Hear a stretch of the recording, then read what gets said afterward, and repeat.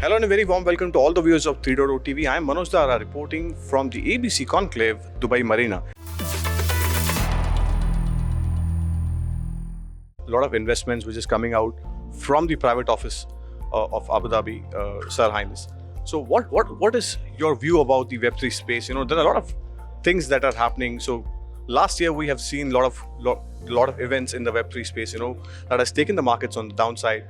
What do you think? What's happening in this space? There is some traction which we have seen early in the year, but the market is down again. There are a lot of cybersecurity concerns which are going on in this market. How do you see this Web3 segment picking up for the long term going forward?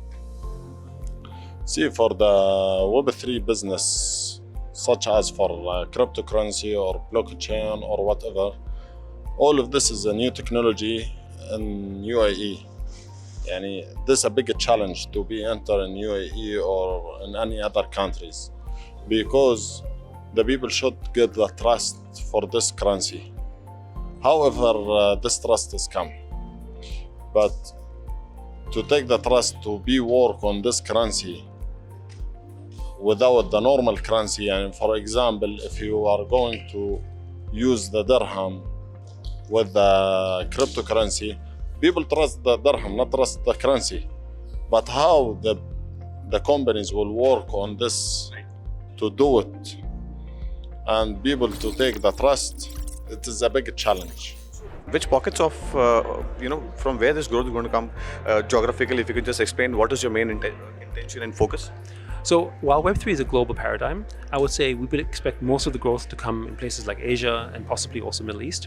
The reason why is not just because people in Asia as a percentage are more gamers, but it's also that the regulatory framework in those countries is much more friendlier. So for instance, if you look at Hong Kong, Japan, Southeast Asia, or even here in Dubai, actually you can see that regulatory-wise and government-wise, they're very forward. And as a result, people are much more comfortable and they're excited about those possibilities. Whereas in places like the US, for the time being, are struggling with that. Not because they're industry people who really want to push it forward, but because there's regulatory unclarity, because there is certain kind of fear and doubt what's going on. And of course, the recent events haven't been helpful at all. So that's one of the reasons why I think Asia will lead. And by the way, that's what happened with free-to-play gaming. Free-to-play gaming was led by Asia first, before it started taking over the rest of the world.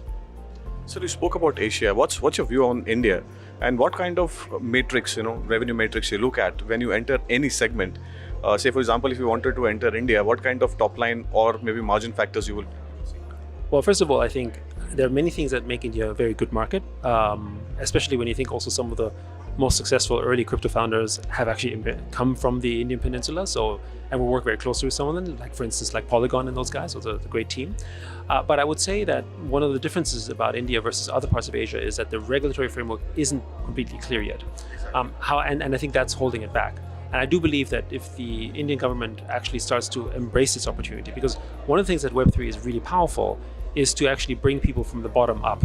And in fact, from a market standpoint, I would say that India is a perfect market. If you think about what crypto has done for Southeast Asia, or crypto has the potential to do in the MENA region, I would actually think India would have the same potential.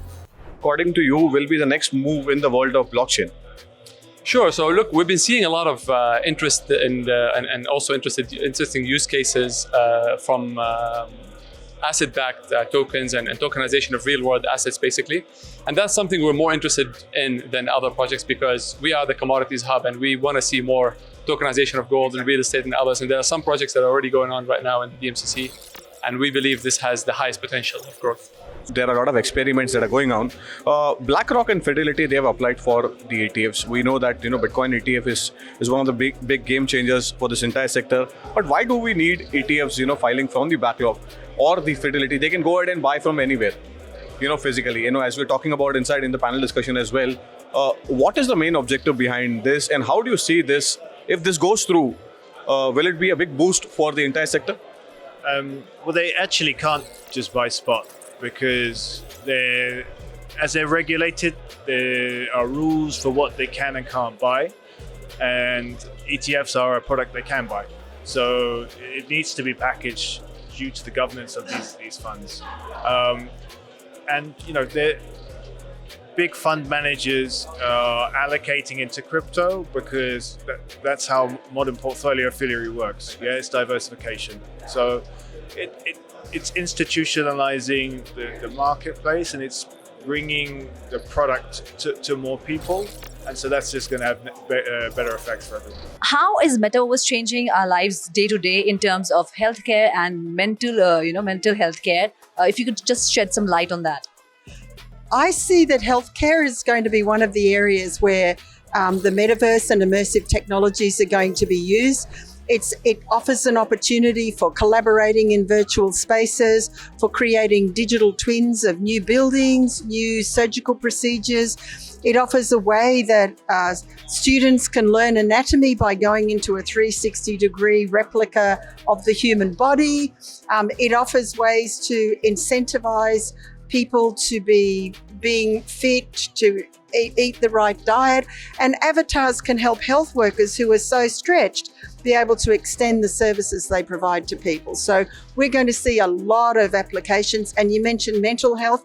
That's one area where people are developing these virtual spaces. In India for post-traumatic stress disorder, with Apollo Hospitals, they've partnered with a gaming company to develop these experiences. So you're going to see a lot.